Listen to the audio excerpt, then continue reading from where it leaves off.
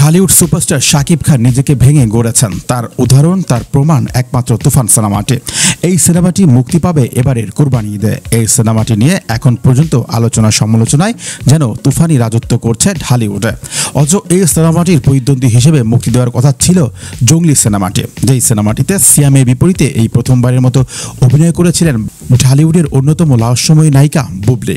অথচ এই সিনেমার প্রযোজনা প্রতিষ্ঠান এখন নতুন একটি সিদ্ধান্ত নিল। তুফান ঝড়ের কাছে হার মেনেই কি তাহলে জঙ্গলি সিনেমাটি রিলিজ করবে না প্রযোজনা সংস্থাটি? এমন প্রশ্ন এখন সমাজ মাধ্যমে।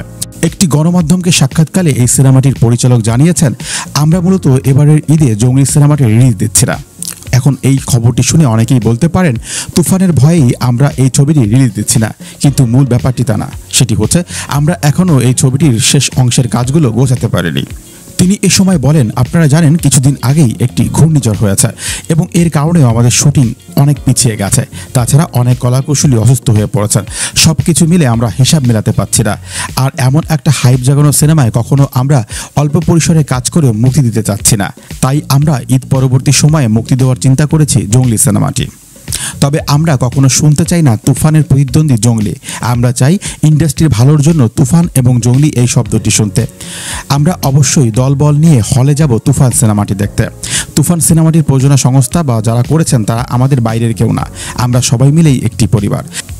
তবে সিনেমা ক্রিটিক্সরা একদম একমত হতে পারছেন না পরিচালক এম রহিমের এমন উক্তির সঙ্গে। তারা বলছেন, মূলত তিনি টেকনিক্যালি প্রশ্নের অ্যান্সারগুলো করেছেন। মূল ব্যাপারটা হচ্ছে, তুফান সিনেমাটার হাইপের কাছে তিনি নিজেও নতি স্বীকার করেছেন। তিনি নিজেও জানেন এবারের ঈদে তিনি ওই সিনেমাটি রিলিজ করলে তিনি আসলে তেমন হল পাবেন না এবং এই কারণে তার ওই সিনেমাটি আসার মুখ দেখবে না।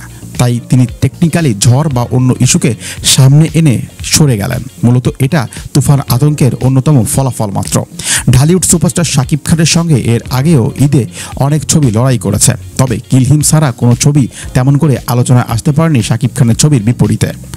তারা এ সময় আরও বলেন, এবারের ঈদে সচল সিনেমা হলের সংখ্যা থাকবে 120 থেকে 25টি, যার মধ্যে 110টি সিনেমা হলেই রাজত্ব করবেন ঢালিউড সুপারস্টার শাকিব খানের তুফান।